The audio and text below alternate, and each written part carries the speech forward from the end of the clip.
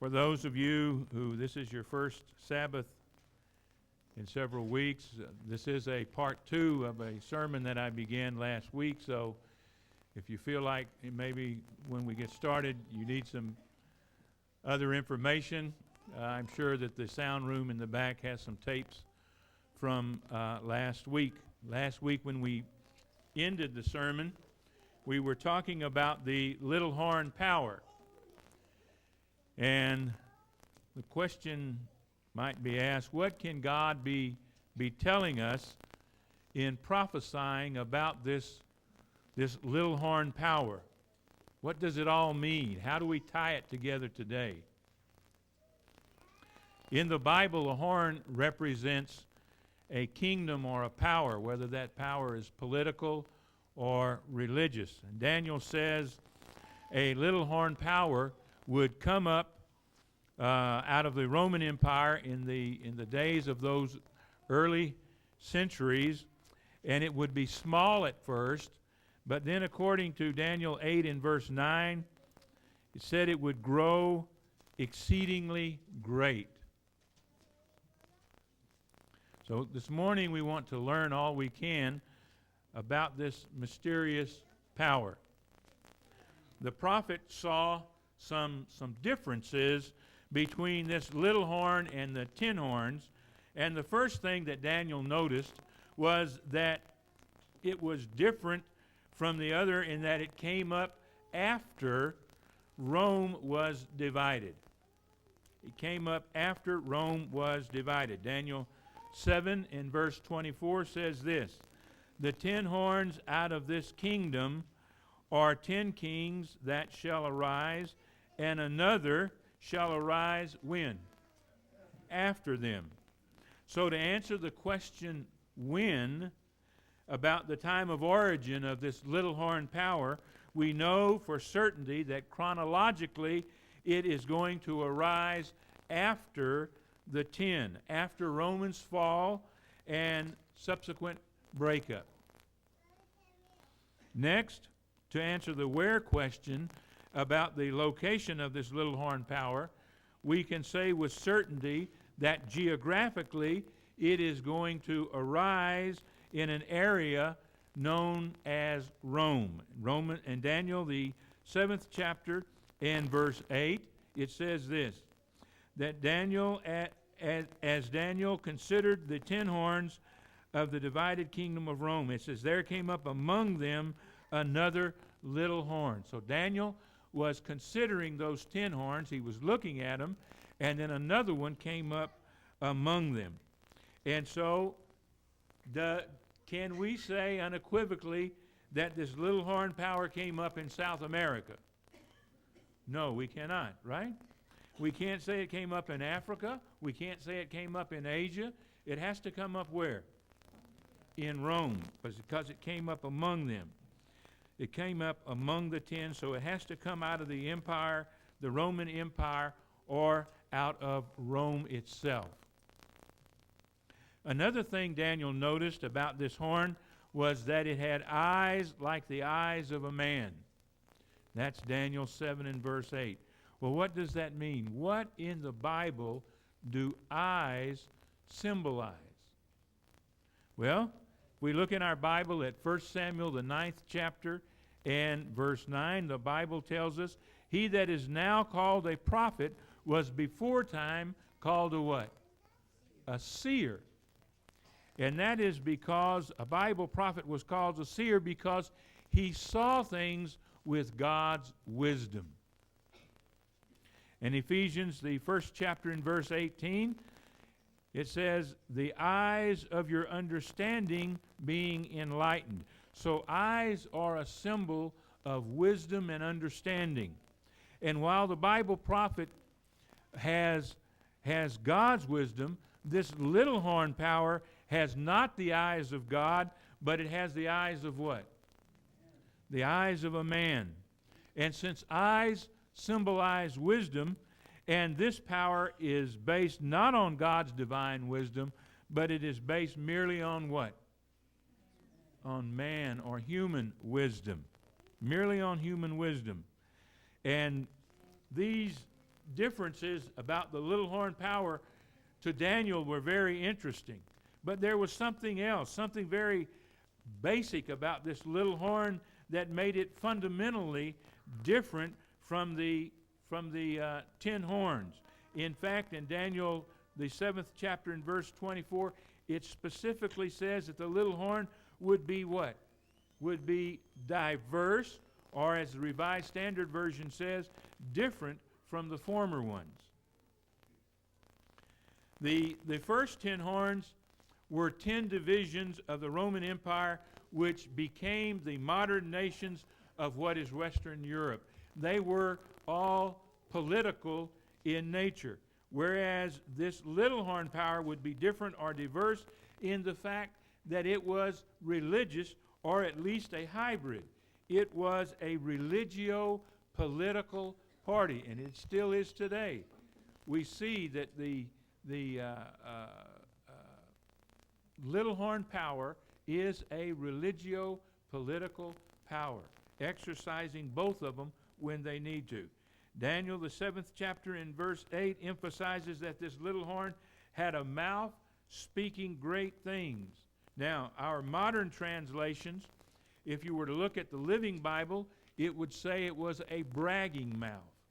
If you look at the New King James Version, it would say it was a pompous words that come out of that mouth.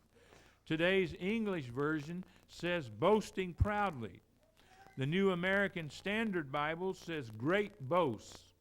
And the New International Version says spoke boastfully. Furthermore, Daniel, the 7th chapter in verse 11 tells us that the prophet was fascinated because of the great words which the horn spake. Daniel, the 7th chapter in verse 8 says the horn had a mouth that spoke very great words. And then finally, in Daniel, the 7th chapter in verse 25, it says he, or the little horn power, spake great words, what? Against the Most High.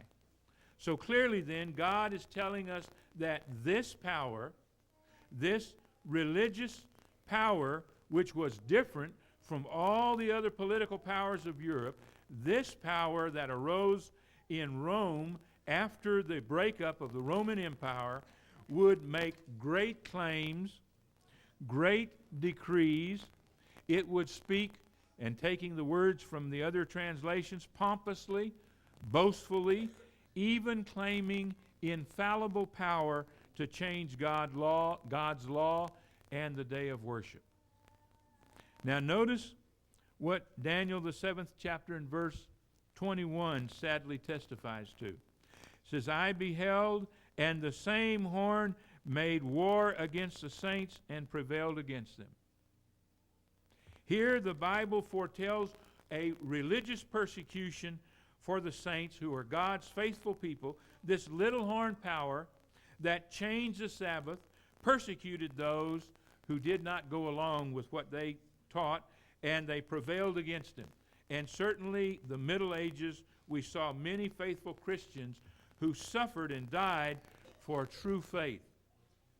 Some languishing in dungeons, some actually being burned at the stake. Daniel, the 7th chapter in verse 25, predicted that the little horn power shall wear out the saints of the Most High, and history tragically verifies that is actually what happened. Evidently, God thinks it's important for us to understand these things, for He gives us in the Bible many clues to identify this mysterious power. More, in fact, than we would have time to cover in a sermon like this. But looking at it, let's just review what we've gone over so far. This power would arise after the breakup of the Roman Empire into 10 divisions, and that symbolized, you remember from last week, by the 10 horns and the 10 what? And the 10 toes. The 10 toes and the 10 horns. And I believe that this part is important, for it means that the attempted change of the Sabbath and God's law would come after the death of Christ. It would come after the death of the apostles. It would come during the time of the decline of the Roman Empire, and that began in approximately 300 AD, and took about another 150 years before it finally crumbled and fell. So we know it did not come from the apostles. We know it did not come from Christ because the Bible clearly says that it came after that time. Point number 2, the little horn arises among the first 10 horns. That is to say, out of the divisions of the Roman Empire. The Bible, as it identifies this power, very clearly shows that this power is going to come right out of Rome. Point number 3, it had eyes like the eyes of a man, which symbolizes pure human wisdom and not divine wisdom. Point number 4, the little horn would be diverse from the first 10 horns. The first 10 horns, as we said, were political powers, but this power that arose was different. It was different in the fact that it is primarily a religious power, although it does have political power. So it's a hybrid or a religio-political power. Point number 5, the little horn power had not only eyes like the eyes of a man, but it had a mouth that spoke what? Very great things, even great words against the Most High.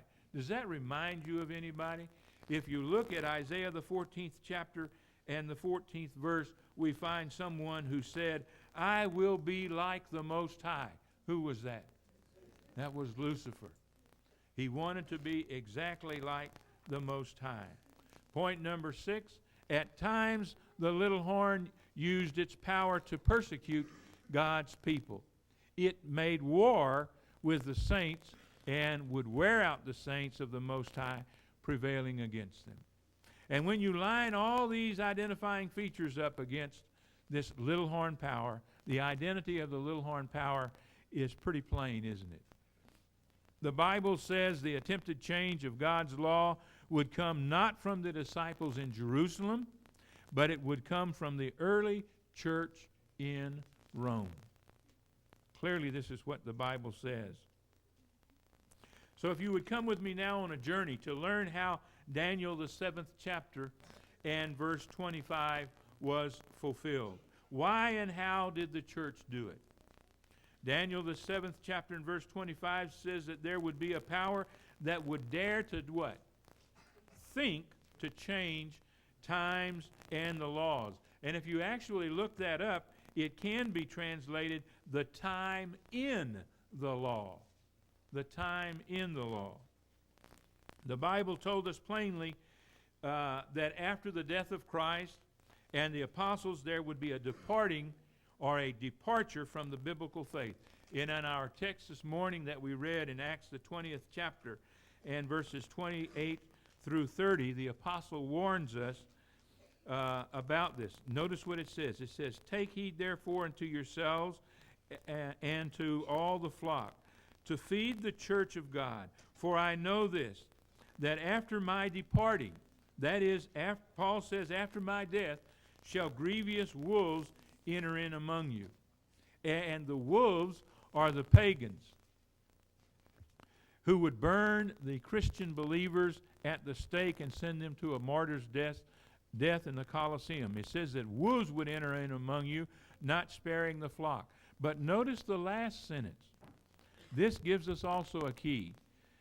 Acts the 20th chapter and verse 30, it says, even from where? Among your own number, men will arise and distort the truth in order to draw away disciples after them. Paul was simply saying here, it says, beware of the leaders in the church. Beware of the leaders in the church. Leaders will arise up and wander from scriptural teaching a little bit here and a little bit there, and he says, beware of that. Paul was appealing to these early Christians to stay with the Bible, to stay with what Jesus taught, to stay with God's 10 Commandments. And notice how concerned the apostle was in 2 Thessalonians, the 2nd chapter, and verse 7. It says, the mystery of iniquity doth already work. Now, if you look up the word iniquity in a modern translation, it means lawlessness. And he's simply saying this. He says, I already see trends in the church to drift away from God's commandments, to drift away from the law of God. I see that happening in the church today. Paul was saying that centuries ago. There's a trend to do that. The question is that happening today also? Do we see churches trending or tending to go away from what God's commandments teach? The Bible explains that it's Lucifer who wants to lead us into disobedience. You remember that it was Lucifer who was in heaven who said, you don't have to worship God, you don't have to keep his commandments. It's Lucifer is always leading into disobedience.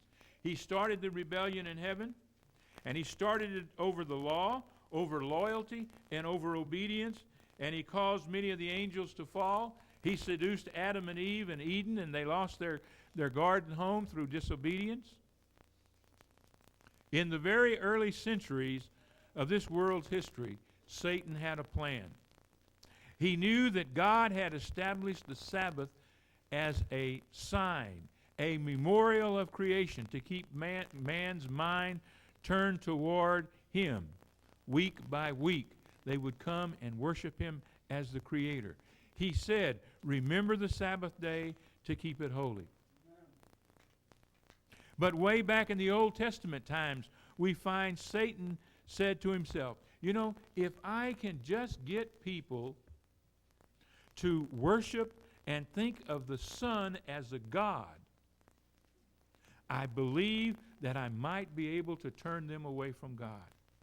And Satan's plan certainly wasn't too difficult to accomplish, because if superstitious man could carve something out of wood and stone and bow down and worship what they carved out of just wood and stone and call it a god, how much of the stretch of the imagination would it be for them to actually worship something that comes up to the high point of the sky, something that dispels darkness and gives them light, something that heats up the air and gives them warmth, something that makes crops grow and gives them food to eat.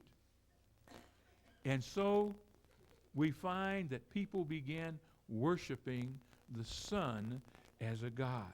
And notice what the Apostle Paul says in Romans, the 1st chapter, and verse 25, as he sadly laments the darkened minds of men. It says, who exchanged the truth of God for a lie and worshiped and served created things rather than what? The Creator. Which is greater, the sun or the God who created the sun? And yet, we have sun worship. God was always leading his people to Sabbath worship. He says in Ezekiel, the 20th chapter, in verse 12, remember my Sabbath. It is a sign between me and you. But Satan has led all pagans, Babylonians, Egyptians, and heathens to worship the sun god. If we were to look at the Bible encyclopedia, and some of you have Bible encyclopedias at home, look at page 561, where Dr. Eddy writes, the Sabbath is a Hebrew word signifying rest, and then in there it says Sunday, on the other hand, was a name the heathen gave to the first day of the week because it was the day that they worshiped the sun. But God set Sabbath apart. He set it apart in the Ten Commandments. It was kept by Adam. It was kept by Eve. It was kept by Moses. It was kept by the disciples. And it was kept by Jesus. And the contrast is clear, isn't it?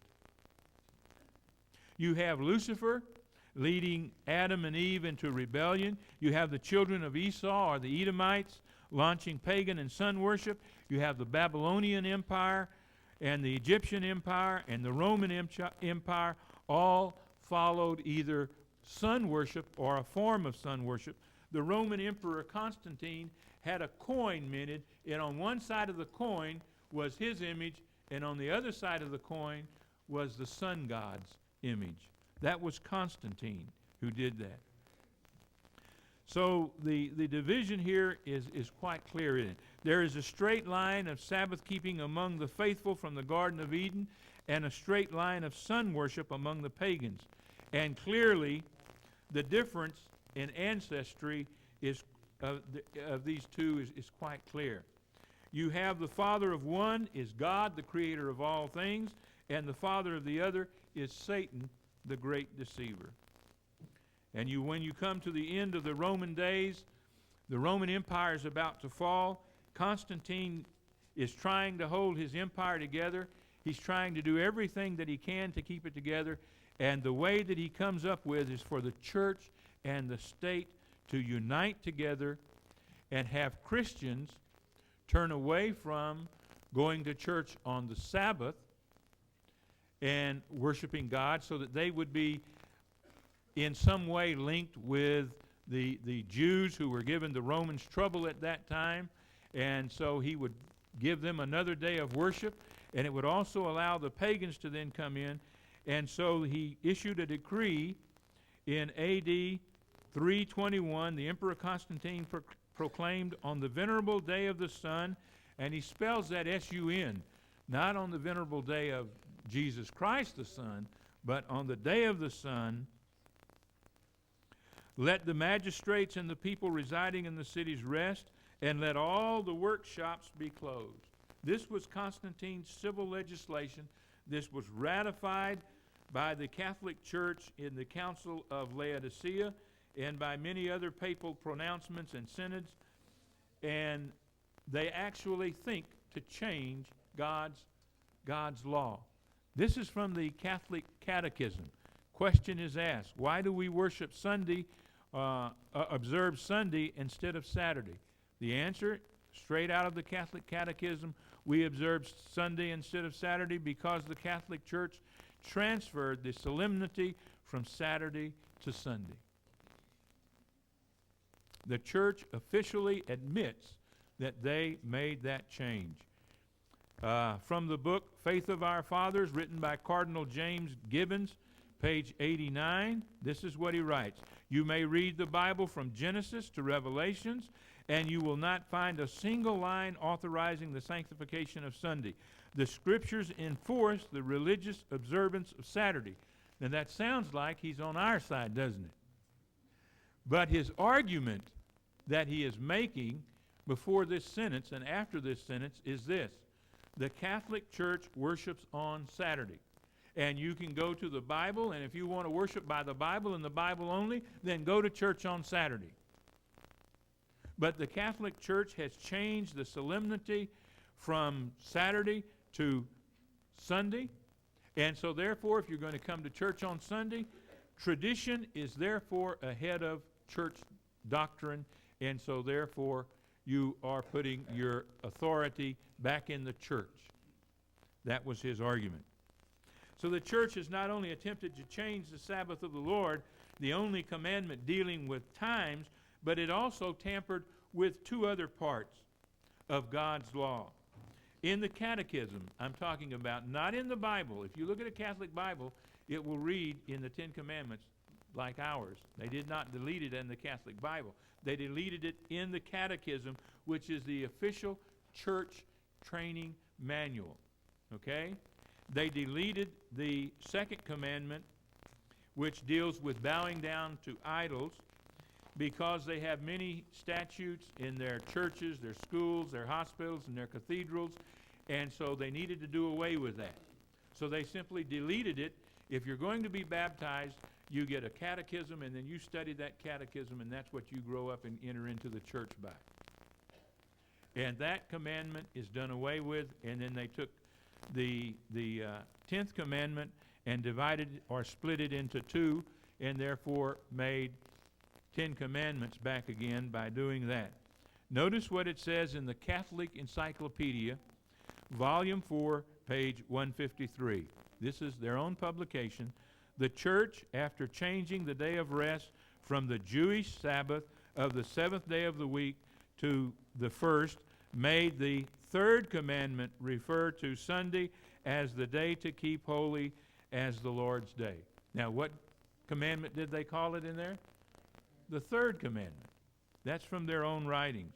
So here again, although it's tainted by the fact that they called the Sabbath a Jewish Sabbath, and they called Sunday the Lord's Day without any scriptural reference, they do admit in the Catholic Encyclopedia that they made the change.